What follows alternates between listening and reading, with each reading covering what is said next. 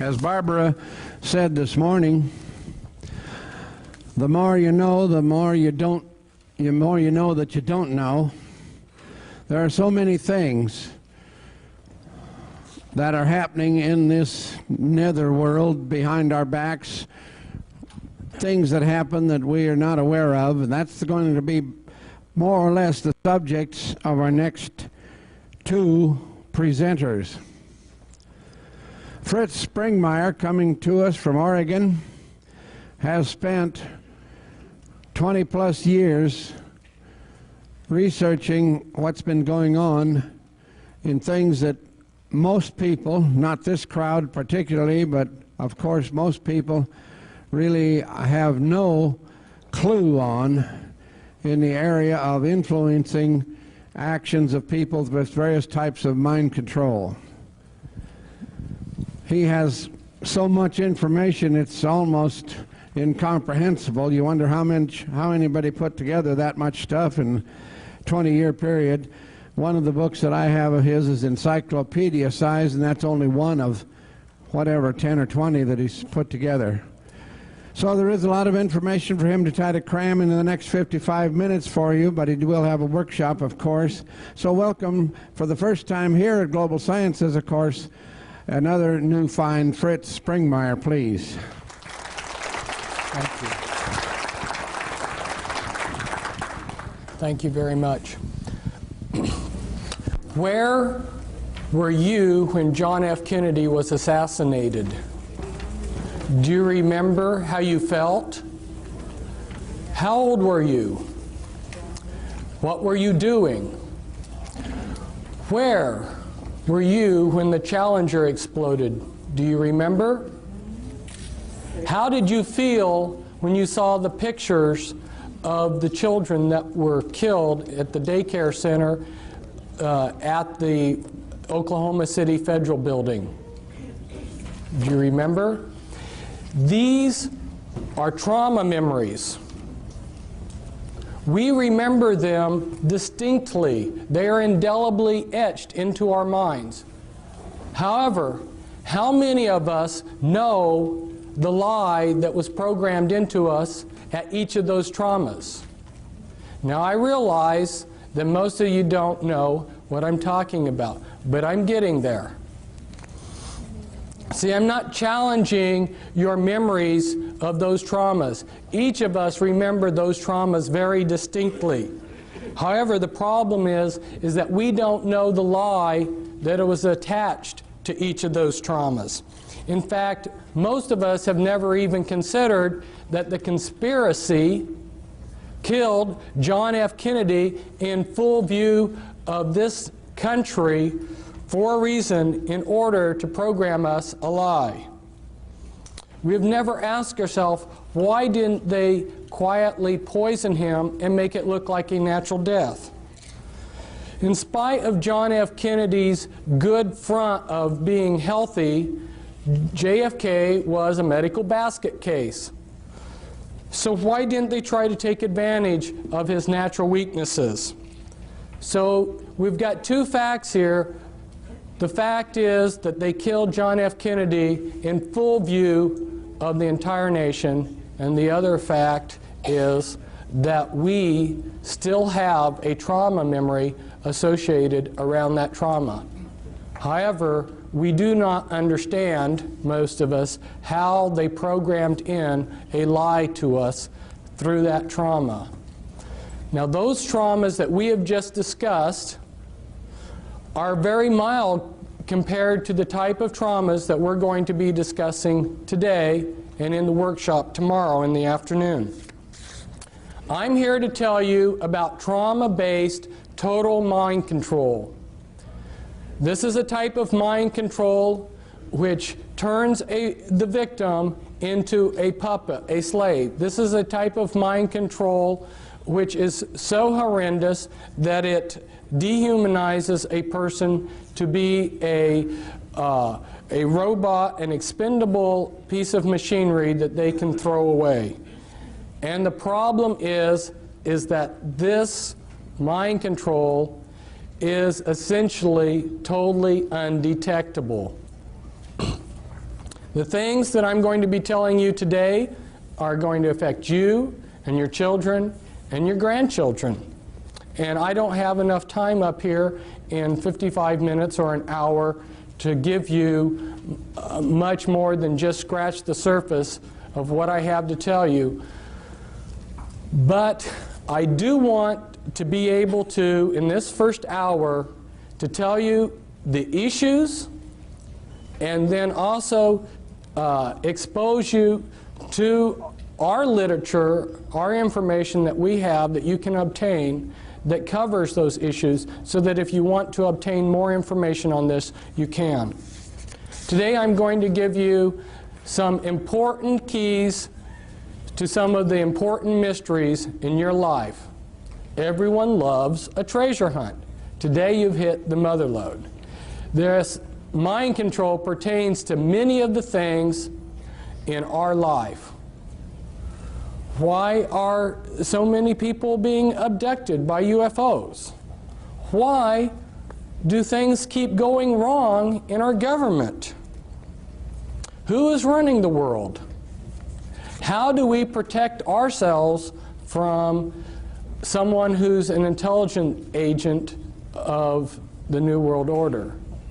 How do we protect ourselves from deception? These are all issues that relate to mind control, and they are the type of issues that I give answers to.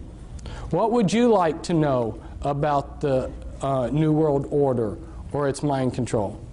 Or perhaps the subject bores you. If you don't know where you're going, how will you know when you get there? Where is this nation going? Where are we going with all these UFO abduction experiences? I'll tell you, we are headed toward total mind control. And I'm giving you this talk to motivate you, to help you, to inspire you, to inform you. And I'd like to do a little exercise. Look at the person on your right and look at the person on your left. Now, I'm not doing this to instill fear into you. But the reason I wanted you to look at the person on your right and the person on your left and then yourself is because one or all of you may be under this total mind control and not even know it. But I'm not saying this to instill fear into you, but I'm trying to motivate you out of your complacency. Because after I found out about this horrendous mind control, which is being carried out on such a grand scale, that my life became insignificant compared to the suffering of the millions of victims. And that's why I've dedicated my life to stopping this mind control, or doing as much about it as I can. But I can't do it all by myself, and nor can I succeed with my co-author, Cisco Wheeler, back there, but we need all of your help. Now, this has been a great conference.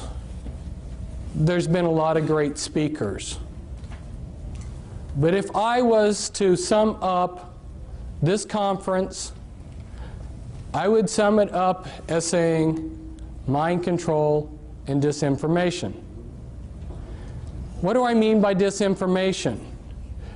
Today, people don't understand what disinformation is. One needs to go and study, which I have done, how these intelligence agencies that disseminate disinformation, how they operate, and what kind of disinformation they put out. A very good example of this is MI5 and MI6, British intelligence. Maybe a lot of you are aware that British intelligence created American intelligence. And British intelligence is extremely powerful. Before World War II got started, the British had infiltrated the Nazi spy apparatus, so that every German agent that was recruited into the Nazi apparatus that was spying on Britain had to become a double agent. 100% of the German agent spying on Great Britain was a double agent for the British. And anyone who joined those spy cells had to become a double agent, or they got dropped, so they kept the continuity. Through those double agents, they disseminated disinformation to the Germans. If you will study the type of disinformation that they fed through those German agents, you'll get a good idea of the type of disinformation that's being disseminated to you all through double agents. Some of them have been up here as speakers. You may think that disinformation is simply passing a lot of lies. No. Disinformation has to look like the absolute truth, but you slip in a little poison with it. So some of these double agents that the Nazis had received very big decorations by Hitler. In fact, one of these British agents, double agents, received the highest award that Hitler could give him, while at the same time he received the highest award that the British could give him. Kind of interesting, huh? An example of how disinformation works. You give 99% true information, and it's that one little piece of disinformation that's the clincher. So through their spies, they fed the Germans the range of their naval radar, but they understated it. Well, the Germans were excited to get any information on the British radar, their naval radar. When the Bismarck sailed, and you're familiar with the battleship Bismarck, because their intelligence agencies had been fed this shortened range of the naval, British capabilities of their naval radar, that one little piece of disinformation, they made a big mistake, and that mistake cost them the Bismarck. So see, this is how critical it is to understand how a speaker can get up here in front of you, he can give you 95% good information, and it's that 5% poison that he's going to give you that'll be the clincher. It's very hard to understand, for most of us to understand how disinformation comes about. Now, my co-author back there, she said, "Fritz, you're not going to hold back on these people, are you?" Well, for those of you who don't know me, if you watched that movie Braveheart, when I watched the movie Braveheart, I realized that's me, you know. I've been trying to fight these people, and I've got the same spirit. No, I'm not going to hold back on you people, and I don't think you want me to hold back. You want the whole truth, and I'm going to give you the truth as best as I can. And some of you who don't know may be wondering, who is this Fritz Springmeier character? And so, unfortunately, I need to just take a minute and tell you about myself. Why am I in a position to be up here telling you things that other people can't? I think it goes back to several generations before me. My great-grandfather was a very insightful, wise, intelligent, good man. He lived in Germany before World War I, and he saw, because he was insightful, what was coming. So he escaped in a wagon underneath some sacks of grain across the border into the Netherlands, because he saw that a world war was coming at a time when most of the world was just having a good time. And I think God honored the desires of his heart not to be involved in all the warfare that he saw coming to Europe, because he had 5 sons, and they had a lot of sons, and not one of his sons or grandsons ended up fighting in a war, because their age staggered them so that none of them ever got drafted. That's pretty amazing. And then if we look at my father he's still alive. He's exceptionally brilliant man. You would call him a genius. And as I grew up, he allowed me to ask 1,000 questions. You know, I sat there and pestered him the whole day asking him questions, and he would answer them. And he never got tired of that. And he tried to take where he was at in life and his capabilities and help the world. And my mother, she was another brilliant person. My mother and father grew up on farms. They were farm people. They were good people. They were not associated with the system at all, nor have any of my relatives, except for one of my dad's cousins in World War II, because he was a genius, worked on the Manhattan Project. But my father has basically been a technocrat for these people that run the world, and he tried to make a career out of going to third world countries and developing their agriculture. And so I got to see some of the movers and shakers of the world, and I also got to see how the people, as David Adair called them, you know, these bureaucrats, how they treated the technocrats that worked underneath them. My father was sent by the U.S. State Department aid program to Nepal when I was a child to develop the Nepalese agriculture. And he painstakingly typed up a big, massive report of their state of affairs all over the country, which he traveled on by foot and by jeep. And when he and a plan to improve their agriculture, and they had lost it within 2 weeks. And that was back before there were photocopy machines. So I saw how saw time and time again how the people that are running this world just played around with people like my father, who sincerely wanted to improve this world, this planet. Not growing up in this country and not coming to continental United States until I was 11, have an outsider's view of this country and what's going on. And you know, when you're in a situation, if you can step aside and look at it from a distance, you see it differently. And so there's a lot of things that I see about this country that maybe other people can't, because I have been in 33 countries, and I've been a world traveler, and I see things from a different perspective. Plus, when I was in Nepal, we didn't have television. I spent a lot of my idle time reading Encyclopedia Britannica.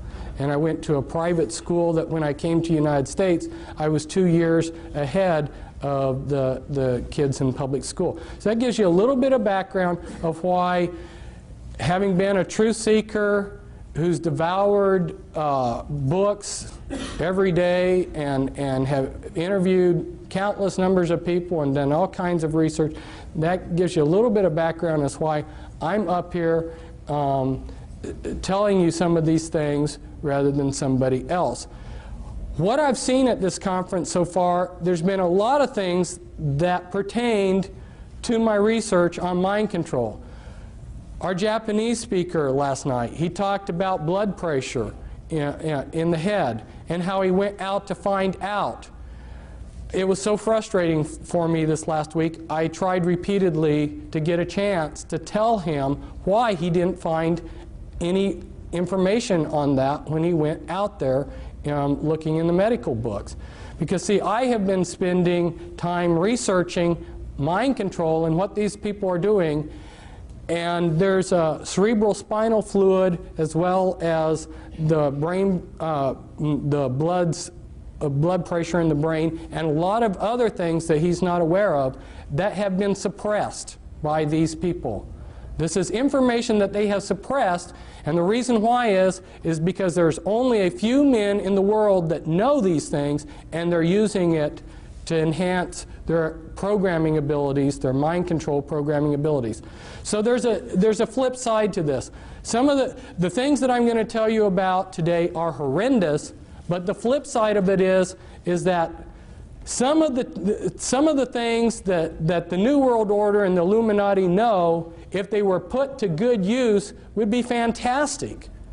I have repeatedly seen that these people are giving us the crumbs of technology and information. In fact, they go to, there's a conference, Bill Gothard seminars, where they teach spiritual principles for Christians.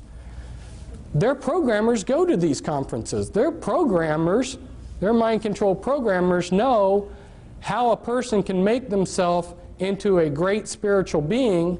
They know this far better than most of the Christians, but they use this information for evil. They're able to take and set in things within the life of a person to prevent them from becoming the person that they could have. So there is a good positive flip side to this, but if you saw what I've seen, it would make you angry that these people are taking what could be used for the elevation of mankind and they're using it to enslave us. Now, as I go through this, I'm going to touch on a whole variety of things because, like Dean was telling me, he says, my audience knows a lot about the Illuminati. The thing of it is that the information, the level of information that I'm putting out about the Illuminati, unless you've been in touch with my information, you haven't heard it before, because that's a much deeper level than what the people are telling you. So I need to just touch on some things so you see the type of information that you can get, and this all pertains to the mind control. So we're going to run through real quickly here some overheads. Around this date, Admiral Stansfield Turner, who was head of the CIA, went before a congressional subcommittee, and he admitted to them that yes, the CIA is carrying out mind control on countless numbers of unwitting American victims. And he even went so far as to say the basic methods that they use in this mind control: hypnosis, drugs, and torture. And around this period of time that he was addressing the congressional subcommittee, why the New York Times had this article. Here they mention a couple names of these are mind control programmers, Dr. Ewan Cameron and Dr. Louis Jolyon West. They were two examples of mind control programmers.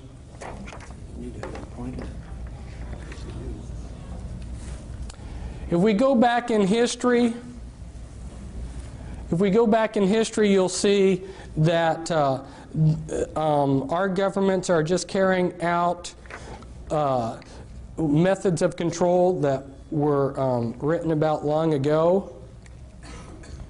Now, those of you who have been associated with the Army realize that they have a lot of pamphlets and books for their people. This was a handbook for chaplains, and inside this handbook for chaplains, they tell all of the religious groups that are recognized by the U.S. military, and one of those groups that's officially recognized is the Church of Satan, so that if you are a satanic priest in the Church of Satan, you are exempt from the draft because you're a clergyman.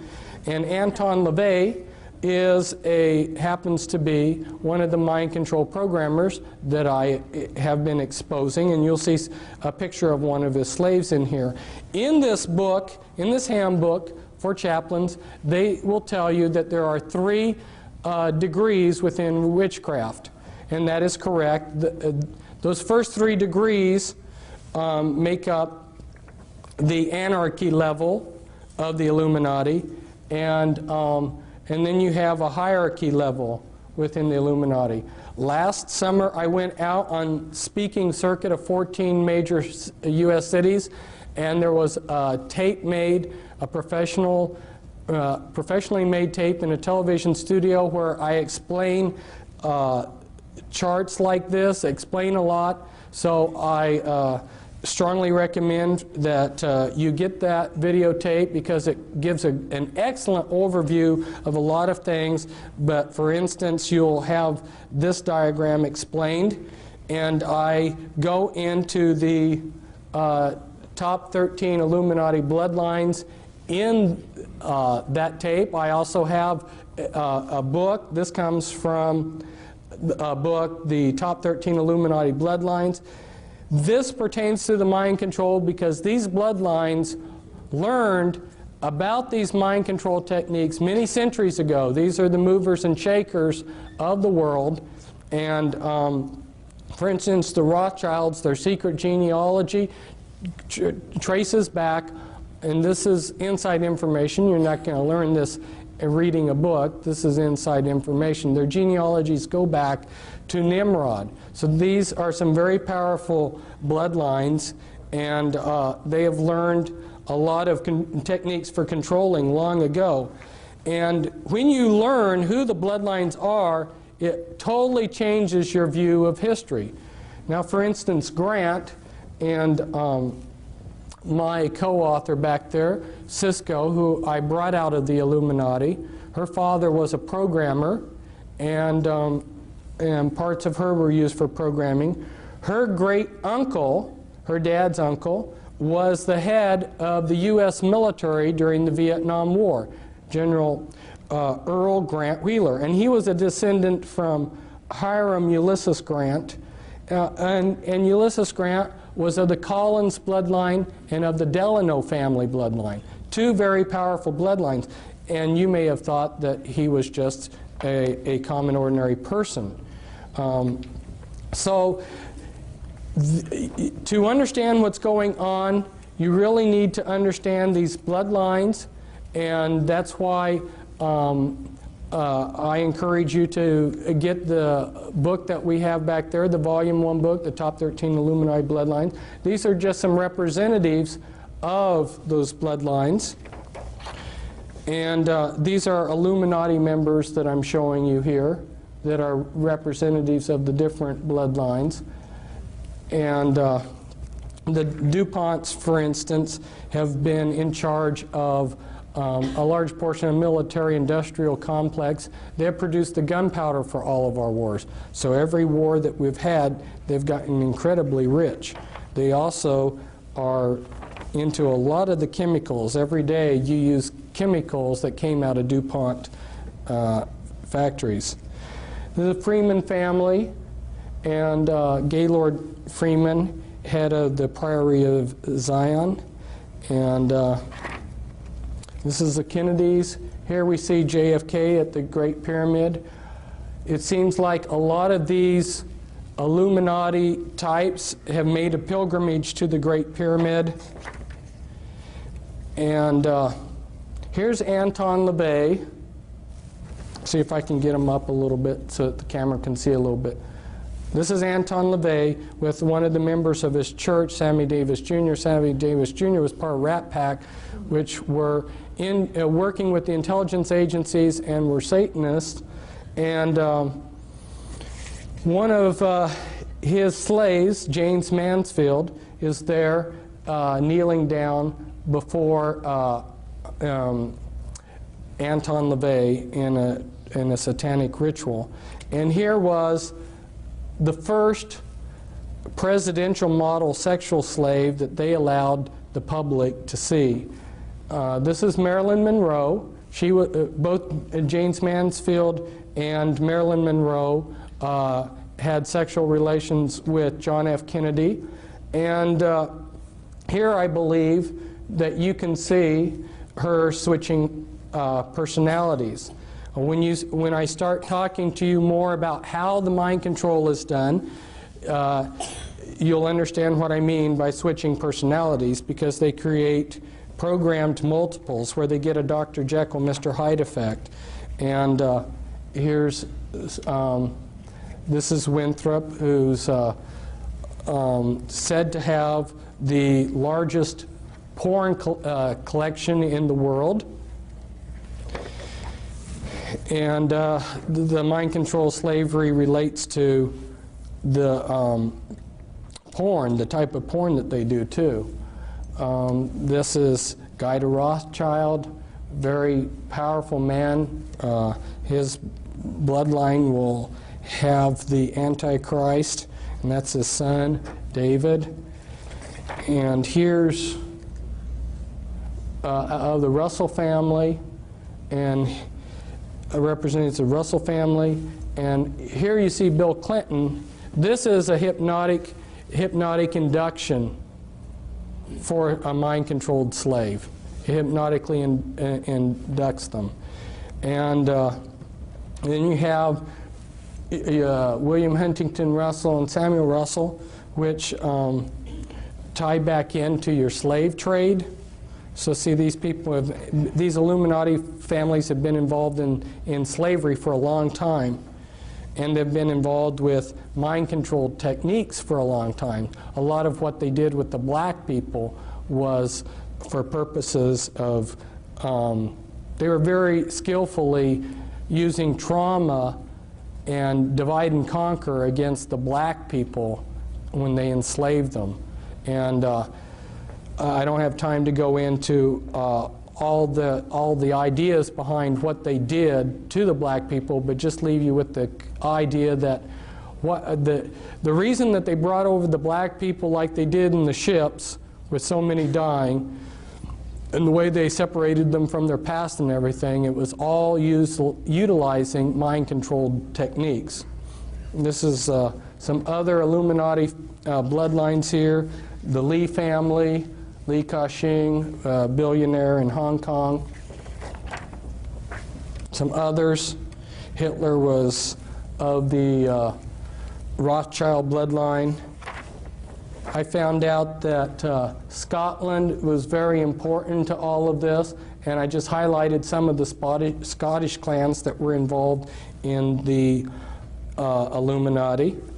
And for some of you that need to see this, because you wonder if satanic ritual abuse does occur, I got this out of a museum, and it's written it's an oath to Satan that's written in the blood of the person who made the oath. And this is very standard for people within the Illuminati. And this all relates to how the mind control is done, because a lot of you can't separate the rituals, the satanic rituals, from the mind control programming. They dovetail in. But they're also using alien themes in the mind control too. And again, I will explain this in the videotape. It's a castle in Belgium, an important castle of the Mother of Darknesses, which is a rank within the Illuminati. This is the front entrance to it. The Illuminati have set up objectives, okay? And then those are broken down into components, and then they use different parts of society to bring those objectives about. They want things to happen as if they're happening naturally. From debriefing people that have heard planning sessions where the 20-year and the 30-year and the 50-year plans of the Illuminati were explained in detail, one of the major components to their plans is they want everything to happen as if it's unfolding naturally. So where the mind control slavery is so important is they have salted their people throughout all levels of society. There is no religious group, there is no philosophy, there is no political group that can't be infiltrated with their mind-controlled slaves. Here's an example of another objective. And you can see how they've broken it down into components, and then their people that are salted throughout different areas are bringing about those goals. This is explained in the videotape, so I won't explain it, but it shows the type of thing that I go into in some of my literature, in some of my books. And this is the Illuminati occult area boards that when they went to make federal regions, they copied the boundaries that the Illuminati occult area boards already had. And again, this is the type of thing that we talk about in the videotape. And you may say, what does this have to do with mind control? It's because healthcare and control of grains and all of these different things that we see being controlled behind the scenes, the way that they are able to control them is with these programmed multiples. And that's why people are saying, well, I can't believe that there's a conspiracy because I don't see it. No, it's being very subtly done behind the scenes. Here, Alice Bailey, who was connected to these people, was head of Lucis Trust and wrote quite a few books, started 140 New Age groups. She writes, "Years ago I said that the war which may follow this one would be waged in the field of the world religion. Such a war will not work out, however, in a similar period of extreme carnage and blood. It will be fought largely with mental weapons and in the world of thought. It will involve also the emotional realm from the standpoint of idealistic fanaticism. This inherent fanaticism found ever in reactionary groups will fight against the appearance of the coming world religion and the spread of esotericism. The coming struggle will emerge within the churches themselves." She's talking about mental weapons. Now, she doesn't spell it out here, but what she's talking about is the mind control that I'm talking about. And the name of her book's very appropriate. It's an externalization of the hierarchy. What was done in secret in these secret societies that tie in with the Illuminati, what was done in secret 100, 150 years ago is being externalized into society. And part of the way that they're doing it is through the mind control that's got an alien script to it, and through people that are seeing things and dreams and so forth. You know, one of the ways, see, my father was just naturally smart, but there weren't enough naturally intelligent people for the New World Order types to take advantage of. If you understand what they need to run their computer systems and to do the type of research that they needed to have some trick to get enough geniuses to really move rapidly forward with what they wanted to accomplish. And they discovered that if they scarred the brainstem, they could create somebody with a photographic memory. And so a lot of your people out there that are geniuses working for the system are mind-controlled slaves that have their brainstem scarred as a child. They've been given a photographic memory, and they've got programming. Now, how do they control these people? Well, they are releasing technology at a rate that they have decided upon, and they release that. If you're a mind-controlled slave, a lot of the ideas that you will get will come as dreams. Okay? They're controlling the various Christian denominations, various Christian religions. They're controlling the New Age movement. Your New Age prophets that are seeing things. Where do you think this stuff is coming from?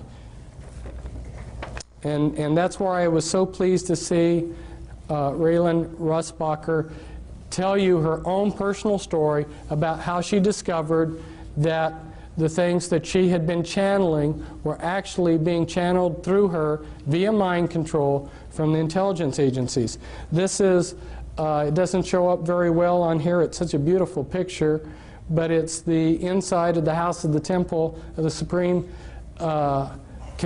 Command of the Supreme Council, of the 33rd degree of the Scottish Rite Freemasonry in New York City. The House of the Temple here, one site for programming, one place for the Grand Druid Council to meet in a room there. Here I'm at a programming site. And this is the Presidio, and this is real near the Presidio, the Palace of Fine Arts, and where Illuminati have done rituals. Here's some more pictures from the area. You'll notice that the 6th Army has the satanic hexagram within a circle with the anarchy, satanic anarchy A inside of it, and a lot of their staff are Satanists. This is some more sites around the area used for programming. This is on the Presidio where the Illuminati have had some rituals inside of there. And in the distance here is Alcatraz, which has been used for ritual programming. This is Tavistock, which is a site that's been used for mind control programming. Rothschilds have used Tavistock quite a bit. Here's a couple programmers. This is Michael Aquino, who's head of Temple Asset. He's a mind control programmer. And I don't think that he's got his staff in his hand there in the picture, but he oftentimes carries a staff. That's staff is like a cattle prod, and it will give you electroshock.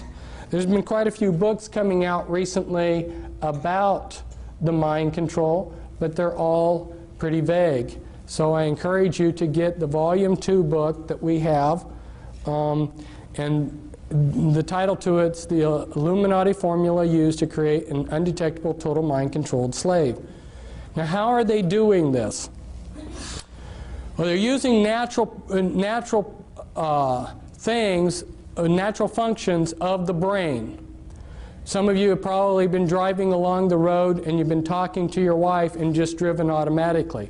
See, the mind can work in two different things. What you're doing is you're hypnotically trancing out on your driving. Maybe some of you have been driving and you went from point A to B and don't even remember driving. You just put yourself into self-hypnosis. There's different altered states that the mind can go into, and they're very familiar with these. The mind also has the ability to disassociate. You know, if you say, some people, if they say something that's wrong, and then you try to correct them later on, they say, well, no, I didn't say that. Their mind has to disassociate. Or you go on a trip and you remember the good things but forget the bad things. Okay, this is disassociation. The mind has a natural ability. Now let's say that you're a soldier in a war, and this has been going on for thousands of years to soldiers in wars. Let's say your buddy, for instance, has his arm blown off and his guts are blown out, and it's a horrible sight. The mind protects itself, and if you look at it on a timeline, and at this point in time is that trauma, if the trauma is severe enough, what the mind does to protect itself, it builds amnesia walls around that trauma. Well, the Illuminati learned this a long time ago, and so what they do is they compartmentalize the mind. They take a small child and they just traumatize the heck out of it and split the mind and build all these amnesia walls between all these traumas. The worse the trauma, the better, because the better the trauma wall. So the most horrendous traumas you can possibly imagine are the ones that they want to use. When you've splintered the mind up into many pieces of disassociated pieces, then you can go in and pull that piece up to the front of the mind, and you can construct out of that piece of memory whatever you want out of it.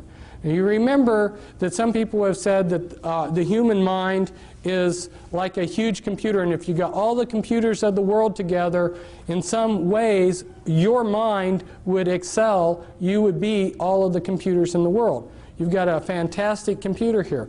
Well, you know how a computer can section off memory. You know, when you turn on your computer, if you need to reboot it, it reboots out of memory that you can't get to. In order to make a functioning computer, the big hurdle that they had to jump over was to be able to create memory that you couldn't access.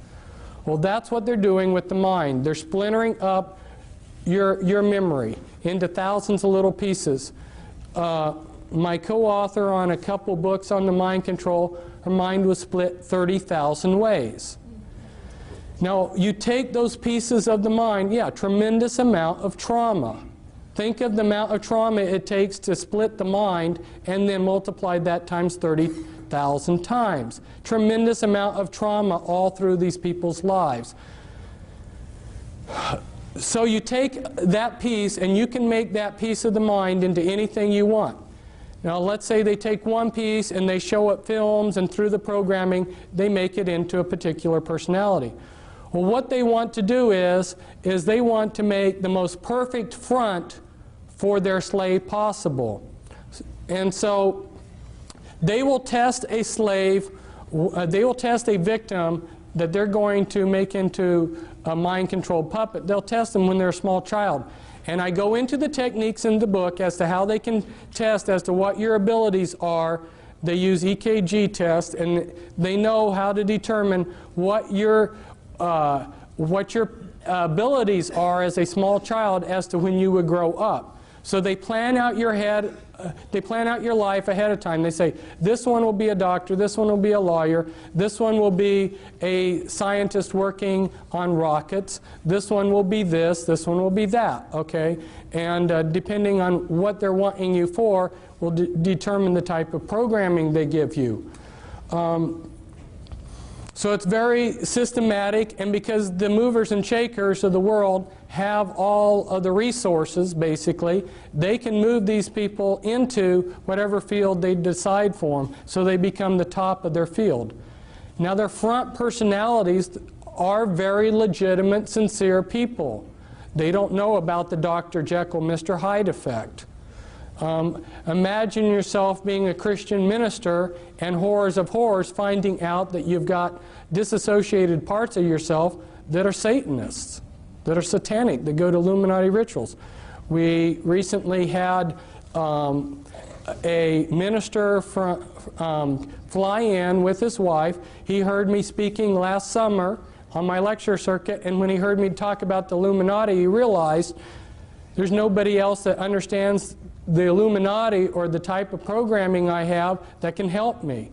There are very few people out there that understand this. That's why he came to visit us. That's one reason why I needed to talk to your people, Dean, about the Illuminati, is because since we have been here in this conference, there have been a number of people that have come up that have discovered that they have this kind of programming. They've come, they've gotten our material just since we have come to this conference. And there's other people probably that will learn it too. And so it gives people that are victims of this some confidence that there's somebody out there that will understand them when they hear that there's a few people like myself that really understand in depth what the Illuminati is all about. Now, this is comes from a book. I took it from somebody else's book, but this is somebody who's trying to develop artificial intelligence for computers. He's extremely brilliant. He understands the mind perhaps better than anybody, and he's showing the processes of memory and motivation. And I'm just throwing these diagrams up to you to show you that the natural mind is not one monolithic thing, but it's many components. And the Illuminati understand what those components are and how to divide the mind from itself and how to control those processes. For instance, if you electroshock somebody, you destroy their short-term memory for about 24 hours. So every time that Cisco was used for some purpose, let's say she was running drugs for them or being used as a sexual slave or whatever they were using her for, on a daily basis practically, they would electroshock her. What that would do is splinter your short-term memory. Once they get you programmed to where they want you, then they will delete your memory of having been used in these things. People that are on sensitive in government projects, if you are in charge of something that takes a classification, you're going to be under mind control. Don't you think that they're smart enough to want to control their secrets? And this was taken at Bethesda, which happens to be a programming center, but it's showing the brain's PT scans of multiples.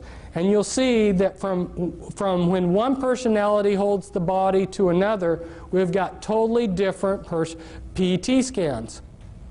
The mind of a multiple personality, and they now call MPD DID, just recently changed that, I think, to throw some confusion into things. But when you look at the PET scans, they're different. If I try to impersonate a different persona while I'm getting PET scans, my brain will look the same. The programming is layered in, and this comes from another one of our books back there. Cisco did amazing drawings where she invited her different alters, her different personalities to work together on putting down on paper what they were seeing, because they had no talk programming. And the programming that is so sophisticated, in the 3-hour workshop, I'm going to try to go through step by step and give you how they're using implants and on and on and on. And I'd love to tell you everything that I know, but as they go in and splinter a person's mind into thousands of disassociated pieces, they have to put those pieces together in some fashion that's going to be useful to them. So then they're structuring. And as they build the structures, they like to use structures like this. Like this is an infinity type structure, so that the person being programmed, they get a feeling like there's no beginning or no end to the programming. It gives them a hopeless feeling. But the type of sophistication, the level of thinking in this programming is so in-depth. This is when they're doing the structuring. This is the beginning of a chart showing the beginning of some structuring that they're doing. And then when the master finally, the programmer or the handler finally has finished programming the slave, he will have a 3-ring binder, a laptop computer with pages that look like this, and if he wants to call up a particular altar, he would say like Brown Levi 2003 11A, Brown Levi 2003 11A, Brown Levi 2003 11A. That right there would be the access code to pull up a particular personality that they would want. And a lot of these personalities will not live in reality. They live in a total science fiction world. They've been dehumanized. Here's how one of Cisco's alters perceived herself. And they use Walt Disney movies for the programming. As you can see, this is from a Walt Disney movie where a doorknob it takes on life. If you show a Walt Disney movie like this, you're creating the images for them to use hypnotically as they go in and do the behavior modification and hypnosis on that altar. And so this could be used to create a doorknob altar within a person's mind. And as they go through the dehumanizing process, like in Cisco's system of altars, all but the front altars in her had lost their hearts. They did hypnotic surgery where they took out the hearts out of these altars and replaced them with a heart of stone. So, and that's so that these people can't give their hearts to Jesus, because if you would talk to these altars and say, give your life to Christ, they'd say, I don't have a heart. I'm not a human. And then they've been dehumanized to think that they're maybe a horse or a dog or a cat or whatever. They build bodysuits out of implants. And you heard about last night about the biochip, how they're able to make a miniature computer that's very, very tiny, the size of a cell or even less. That's true. And they attach these tiny, you have to understand how computers are made. All a computer is an on-off switch. Anything that will consistently do one thing consistently, move in a particular direction or something, can be used as an on-off switch. They take strings of carbon atoms, they use DNA templates. Anyway, they make mini computers that are extremely tiny, attach them to viruses. Viruses have a liking for a particular part of the body. They will build a bodysuit of implants in you with these tiny computers, put in a master computer in the back of your neck, and these are just a few of the sites. These are the audio implants. There's about 6 different major categories of implants. You've got mimics implants, you've got auditory implants, holographic implants anyway, and when they program, they layer in the programming. They use a lot of, some of the base programs are your Alien scripts, your Alice in Wonderland and Wizard of Oz. Those are very common base programming scripts. And also Star Wars and Star Trek. Star Trek's a big one. What are the implications of this mind control? You've heard the term paradigm shift.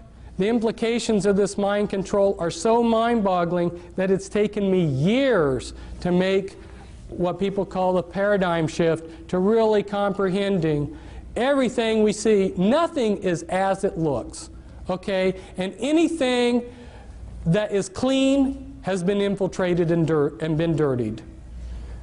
It's incredible. And this is a newspaper article where people are immigrating, where they're coming into the United States from.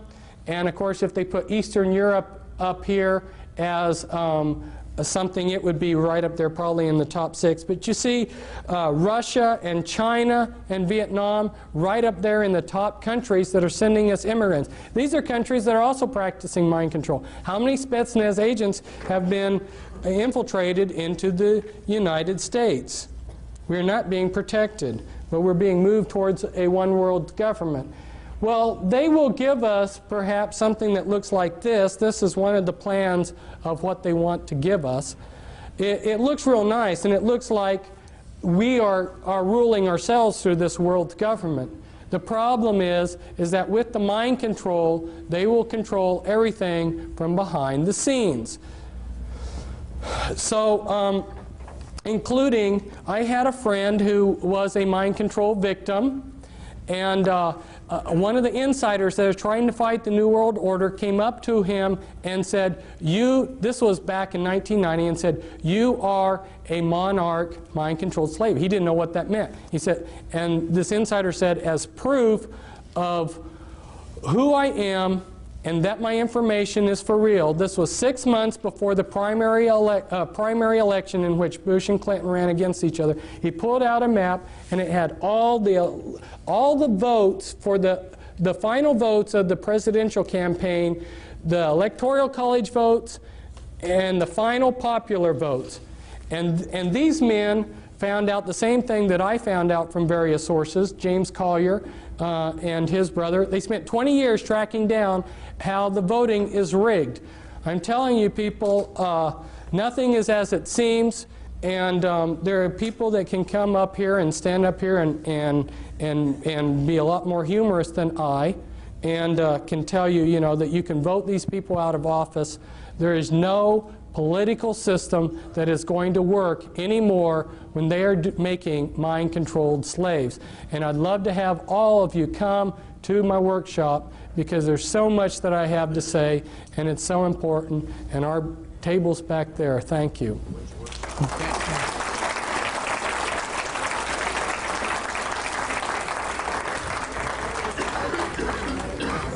Again, thank you very much, Fritz, for